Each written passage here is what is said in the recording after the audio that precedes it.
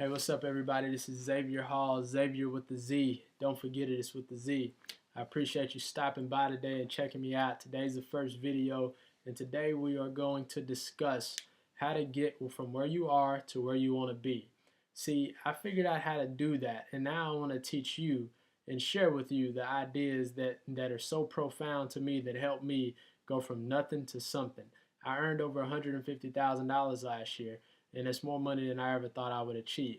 And now I have way bigger goals than that. So I'm not here to brag to you about what I did or how great I am, because I'm very far from where it is I want to go.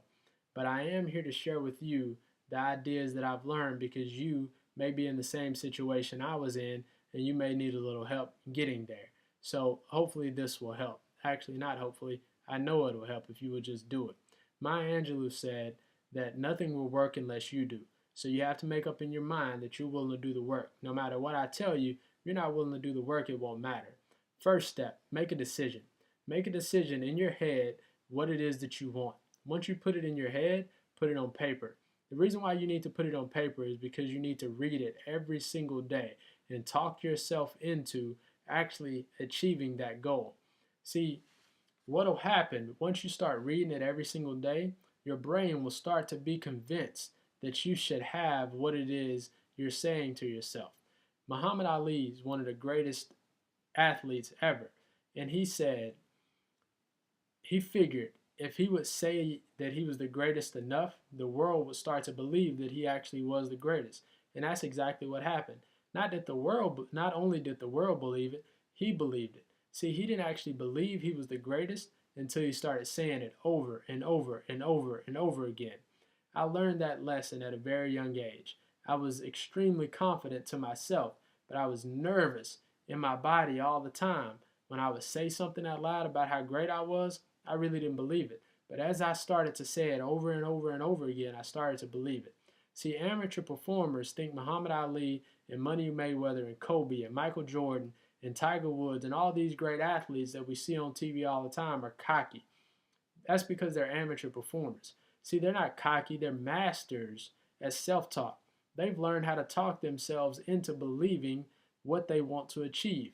And you have to do the same thing if you want to be great at anything. If you don't listen to this. But if you want something big in life, you have to be willing to make big decisions. You got to put on your big boy pants, pull them up, tighten the belt, and be willing to take some criticism.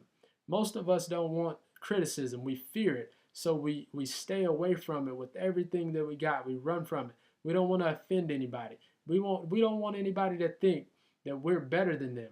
Well, exceptionalism is not being better than anybody else. It's being the difference. It's being everybody except me.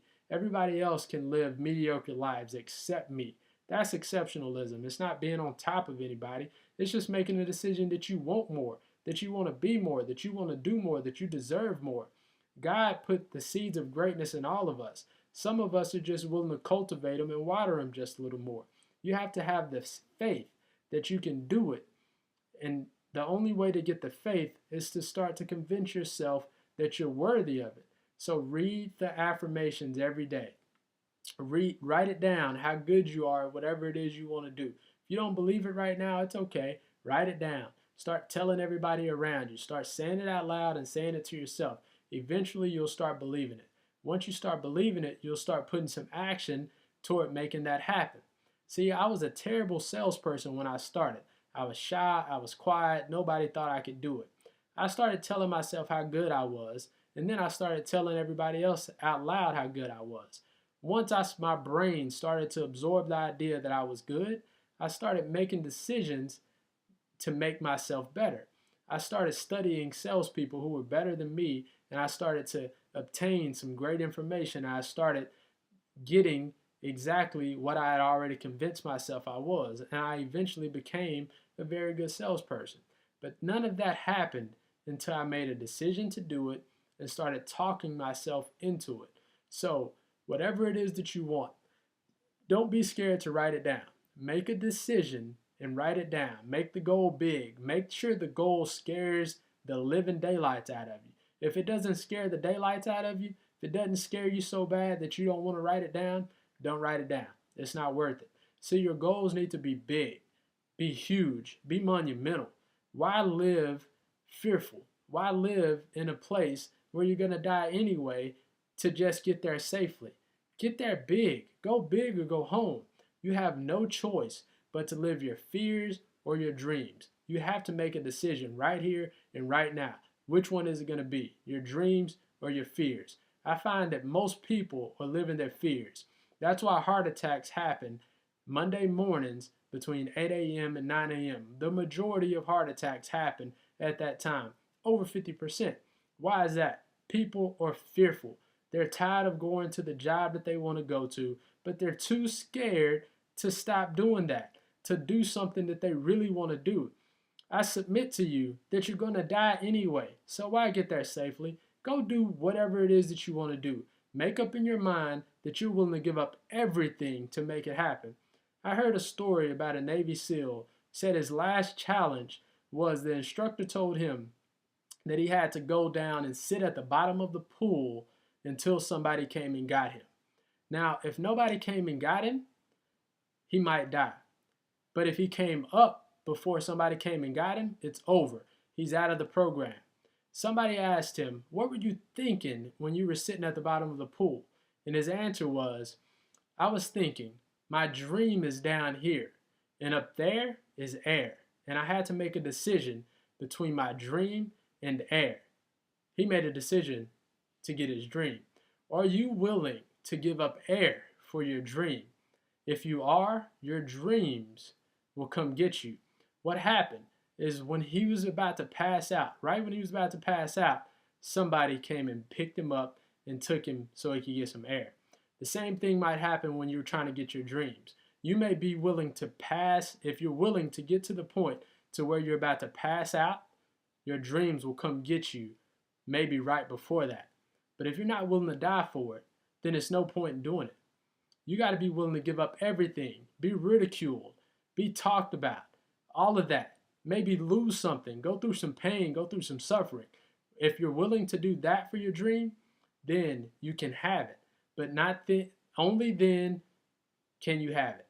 It won't work until you've made a decision, and the decision you can't be indefinite about it because somebody will knock it down. And you'll start to maybe your dreams to death. What'll happen is if you're not definite about it, you'll maybe them to death. What I mean by that is you'll say, maybe today's not the day. Maybe God has something better. Maybe this just isn't for me. Maybe I'm not good enough. See, maybe tranquilizes your hope.